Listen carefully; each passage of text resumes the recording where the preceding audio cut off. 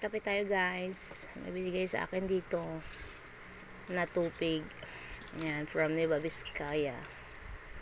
Kape. Shoutout sa lahat na nagkakape. Happy holidays. Ayan, parang nasa probinsya na rin ako guys. Ano yan, may langgam. Kapong patulong actually. Kaya lang ko lang naharap kainin. Tupig. 4 na piraso.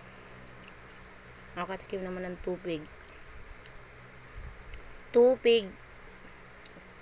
Ito po yung may malagkit na may nyog. Ayan. Tapos kape. Tapos mula ko ng pandesal, pandagdag. Kumusta po ang araw nyo bilang ay pesta ng patay po ngayon, number 1. So marami ng tao sa sementeryo niyan. Shout out sa lahat na nasa sementeryo. Halo na natin ng kape, sausaw din. Ngayon ay mag-aalas anong oras na, mag 8:30 kakatapos ng live ni Mama Leia vlog. Ganito rin po ba kayo sa pandesal dito sa kape? Yan. With watching tupig. Masarap kape. Salamat sa nagbigay. May biko pa pala dyan bigay si Tradis. So, maya na yun. Sarap.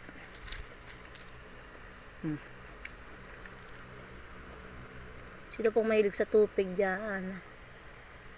Shoutout Mang Weno na nagkakape dyan. Kasabay ng live ni Mama Leia vlog. Padre Damaso, kilala niyo po ba ito? Tupig. Ito pong specialty din sa amin sa Pangasinan.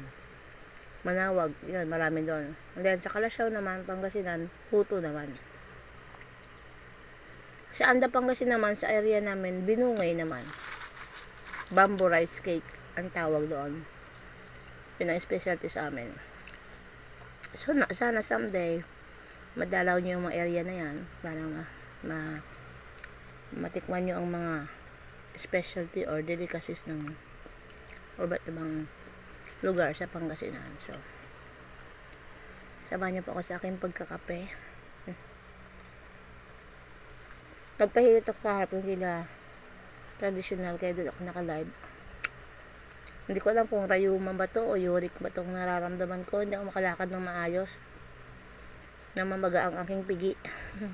Yung legs. Hindi pala legs, dito sa taas. Hita, legs. Sa right. Para siyang maga. Hindi siya madiinan. Masakit. So, inom naman na siya ng pain reliever dahil di kasya sa hilot. Hindi pwede sa hilot. Sakit pa rin siya ngayon.